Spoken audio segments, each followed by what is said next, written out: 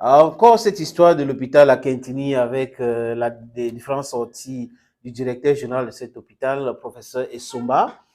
Gaël, moi, j'avais dit hier que c'était incongru. Et j'avais comparé la mise au point de docteur Essomba au professeur Essomba parce qu'il aime trop qu'on l'appelle professeur, de la sortie d'un journaliste qui avait fait gaffe du côté de Bali. Tu te rappelles de cette histoire d'une fille, on a montré sa nudité dans un bureau où il y avait deux mecs qui ont fait l'amour avec elle. Il avait fait une sortie où on n'avait pas dit toute la vérité. Et quand j'ai lu le communiqué du professeur Essoma de la cantine, j'ai dit, mais il y a un problème quelque part. Et je crois que c'est avec toi que je disais que mais, si tout était dans l'ordre, la famille et l'hôpital, la cantine devaient signer ces communiqués. Ça devait être un communiqué de presse conjoint. Mais là, comme c'est l'hôpital qui est en train d'expliquer ces choses seul, et que de l'autre côté, la femme en question et sa famille insistent sur ce qui s'est passé à l'hôpital à Quinty, le fait qu'elle est venue avec une grossesse de 8 mois. 8 mois. Et le communiqué est en train de parler d'avortement. Est-ce qu'on n'accouche pas sous ton contrôle, Gaël? Est-ce que les femmes n'accouchent pas à 7 mois les premiers pas? Elles accouchent, sénateur. Et comment comprendre que l'hôpital à Quintini, avec des médecins, des experts à la matière, nous pond un tel communiqué? Bon, il n'y a que le directeur de la Quintini, sénateur, peut-être accompagné de ces deux sages femmes. Je n'ai pas envie d'inclure la quatrième personne, mais il n'y a que ces deux personnes-là qui peuvent nous dire réellement, même comme on doute que ça sorte bien de leur bouche, qui peuvent nous dire réellement ce qui s'est passé ce jour. Maintenant, 8 mois de grossesse, on peut accoucher, sénateur. Il y a des gens qui accouchent à 8 mois, il y a des gens qui accouchent même à 7 mois. Quand vous avez une santé fragile, par exemple, on fait sortir l'enfant, on met sous couveuse le temps que l'enfant récupère naturellement, qu'il ait une certaine force pour pouvoir respirer de lui-même. Et puis, ça va. Il y a des enfants qui sont vivants actuellement, qui ont même plus de 15 ans, qui sont nés à 7 mois. Maintenant, au nom de quoi l'hôpital à Quintini peut prendre sur lui de disposer d'un cadavre sans toutefois montrer à la famille concernée? Au nom de quoi l'hôpital à Quintini va disposer de placenta sans toutefois montrer à la famille concernée? Même si cette femme était dans le coma, c'est que j'en doute, même s'il était dans le coma, est-ce qu'il n'était pas bon ton pour l'hôpital à Quintini d'appeler un des membres de la famille de cette femme pour montrer les restes de l'enfant? C'est également la question que je me pose, sénateur. Honnêtement, je ne sais pas. Même la stagiaire, c'est une fille qui a certainement des petites sœurs ou même qui a assisté à des accouchements. Est-ce que c'est possible? Encore qu'on sait qu'un stagiaire peut prendre sur elle, une stagiaire peut prendre sur elle d'aller disposer d'un cadavre? Elle va aller faire ça où à l'hôpital à Quintini? Même si ce n'est pas le cadavre, sénateur, même le simple placenta. Elle va aller faire ça où? Comment? On fait ça comment?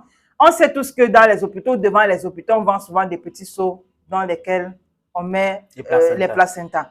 Comment est-ce que cette fille réussit à aller demander le seau, sauf si elle n'a pas demandé? Comment est-ce qu'elle réussit à aller demander le seau? Qui lui a donné le seau? Qui lui a donné le seau? Aller demander à la maman ou aller chercher un seau, venir traverser devant, mettre le placenta à l'intérieur, ressortir, aller enterrer. Encore que ce n'est pas faisable. On est en Afrique. On ne fait pas ce genre de choses. Peut-être que c'est quelque chose qui est monnaie courant à l'hôpital à Quintini. Et il faut qu'on démantèle ce mafia, parce que ce n'est pas normal. Il y a trop d'interrogations concernant cette histoire. Oui. Et mentir aussi, c'est un art. L'hôpital à Quintini fait un communiqué. Quand on lit le communiqué, on a l'impression qu'il ne maîtrise pas de quoi il parle. Il parle du directeur de l'hôpital. Parce qu'il dit des choses et on se dit, attends, on est à notre fin, on est en train de se poser la question, où est la réponse? On ne trouve pas la réponse. Où est la réponse de qu'est-ce que la maman a dit? Pourquoi organiser les réunions de crise si c'est un truc banal comme ça? Et quand la famille insiste pour porter plainte, parce que c'est ça aujourd'hui, hein, je crois que le ministère public a pris l'affaire à bras le corps, on commence à dire qu'il y a un autre communiqué qui renvoie les gens, qui suspend les gens. Exact. Alors, sénateur, donc, si on a dédouané les gens, il y avait un communiqué. Comment comprendre que à moins de 24 heures, le directeur de l'hôpital suspend les mêmes personnes? Et justement, parce qu'on parle de suspension, sénateur, il faut dire que le directeur de l'hôpital La Quintini a fait un autre communiqué où il suspend déjà la stagiaire Fanlon Nzelamounui, élève en 4e année en soins infirmiers à l'école polytechnique Haya Institute de Douala. Et bien sûr, on a Madame Foto Kamga, sage-femme qui est suspendue de ses activités Twendem Ariane Fabiola, qui aussi est sage-femme et bien sûr suspendue de toute activité à l'hôpital à Quintini jusqu'à, je crois bien, nouvel ordre. Mais il faut également dire qu'elles pourraient être, pour ces deux dames, elles pourraient être traduites devant le conseil de discipline qui aura lieu demain. Elles ne peuvent, moi, en fait, le fait que je pouvais dédouaner, moi, le directeur de l'hôpital, mais le fait que le directeur de l'hôpital a pris leur défense en disant qu'on cherche à salir le nom de l'hôpital. C'est un problème. C'est un problème, alors que ça veut dire qu'il n'avait pas la bonne information. Comment on n'a pas la bonne information et on communique? Parce que quand on parle de mise au point, c'est rectifier le tir. Et comment vous venez rectifier le tir sans toutefois avoir le ballon devant vous? On a placé un caillou, vous venez tirer, et dans votre tête, vous pensez que vous avez bien tiré ce caillou jusqu'à voir vous avez marqué le but. Ce n'est pas faisable. Quelqu'un, quelque part, est en train de cacher quelque chose dans cette histoire. On est en train de cacher quelque chose. Moi, je pense que c'est un réseau qui est dans cet hôpital. Parce que quand on vous parle de 2 sages-femmes, on vous parle de stagiaires, on est en train de sanctionner 4 personnes aujourd'hui. Mais on ne peut pas être dans un pays où les gens sont responsables, mais ils ne peuvent pas, je veux dire, ils sont les chefs, mais ils sont responsables de rien. Vous êtes chef de tout, vous contrôlez tout, mais vous n'êtes responsable de rien. Ce n'est pas faisable. Si vous êtes chef et que vous devez aussi être responsable, s'il y a des choses qui se passent à l'hôpital à Quintini, c'est encore au directeur de l'hôpital à Quintini. Si le directeur de l'hôpital à Quintini a mal communiqué dès le départ, ça veut dire qu'il était en train de protéger les gens ou ces gens, ou il était en train de protéger des personnes. Et aujourd'hui, avec la pression, il commence à dire on a suspendu, on va traduire. Non, non, c'est la prison que ces gens-là méritent. La justice doit faire son travail. On doit arrêter ces gens-là. On doit démanteler ce réseau-là. On doit nous dire exactement ce qui s'est passé. Et d'autres personnes, maintenant, tu vas voir, Gaël, vont faire des sorties pour expliquer qu'ils ont été victimes à l'hôpital à Quintini. Mais après, c'est clair, sénateur. Moi, je retiens de cette histoire que les hôpitaux deviennent dangereux. Encore que c'est toujours les mêmes hôpitaux au Cameroun. C'est toujours les mêmes hôpitaux. Quand on n'a pas fini, on a fini avec Yaoundé, on revient en Douala, c'est le même nom qui revient. À un moment, on a peur même. Certaines femmes auront peur même à un moment d'aller dans les hôpitaux pour accoucher. Parce qu'elles vont se dire, je vais arriver là-bas, on va me raconter ça. C'est-à-dire que quand vous finissez de faire vos visites prénatales, vous n'avez aucun problème. Et le jour où vous venez accoucher, on vous dit que, par exemple, vous avez fait un mort-né ou vous avez accouché. On ne vous montre pas l'enfant. On ne vous montre pas l'enfant. Vous avez accouché, à peine vous accouchez, l'enfant a eu un problème, alors que jusqu'à la dernière visite, l'enfant n'avait pas eu un problème. Moi, j'ai envie de savoir. Même, ce n'est pas voir l'enfant. C'est ce que j'ai dit. Ce n'est pas voir l'enfant. Parce que les problèmes de santé peuvent surgir à tout moment. Tu vois un peu? Ça peut venir à tout moment. Mais seulement, de ne pas voir ton enfant que tu as accouché. Et quand bien on va montrer un cadavre à cette femme-là, il faut faire un test d'ADN pour voir si c'est vraiment son enfant. Et c'est ce que je voulais dire, sénateur. Voilà. Ils ont dit que la jeune stagiaire allait dans le vidoir.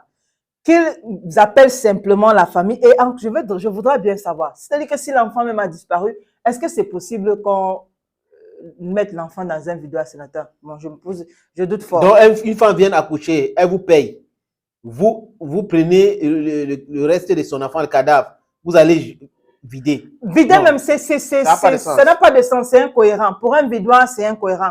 Qu'ils appellent simplement la mère de l'enfant, comme elle a demandé, je suppose que c'est la grand-mère de l'enfant qu'on voit sur les réseaux, voilà. Oui.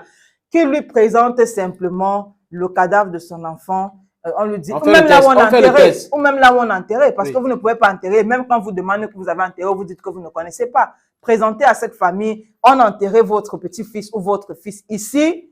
Et après, s'il faut faire l'exhumation et qu'il faut faire des papiers, que la famille aille faire des papiers pour venir exhumer et récupérer. Parce que si vous ne pouvez pas demander aux gens d'aller enterrer n'importe où. Ils ne vous ont pas demandé d'enterrer l'enfant. Ils ne vous ont pas demandé d'aller jeter le placenta. C'est quand même la chose d'autrui. C'est quand même le corps de quelqu'un. C'est quand même une partie de quelqu'un que mademoiselle, je ne sais pas si c'est Fonlon, oui, a décidé. Non, c'est quand même terrible. Ils doivent dire la vérité. En fait, dans cet hôpital, il y a beaucoup d'interrogations. Oui, en fait, sur cette histoire de placenta, parfois on donne au mari. Oui, à un membre de la famille. Oui, un membre de la famille. C'est pas une tierce personne qui touche à ça. C'est pas possible. Ce n'est pas possible. Il y a quelque chose qui se passe dans cet hôpital. Le gouvernement camerounais doit faire quelque chose pour régler ce problème. Parce que on a cru qu'on avait réglé le problème de l'hôpital à Quintini avec les différents scandales, mais ça revient. Et on ne peut pas être directeur de l'hôpital à Quintini et on commence à communiquer alors qu'on n'a pas les détails. Donc, il y a un problème de communication, un problème de manquement de communication et quelqu'un doit payer. Et si quelqu'un doit payer, ça doit être le directeur de l'hôpital La Quintini qui a communiqué en disant que non, on veut salir le nom de l'hôpital, alors que personne n'était là pour salir le nom. On est en train de demander un enfant volé. Voilà, justement. Ça sera tout, non? Ce sera tout, sénateur.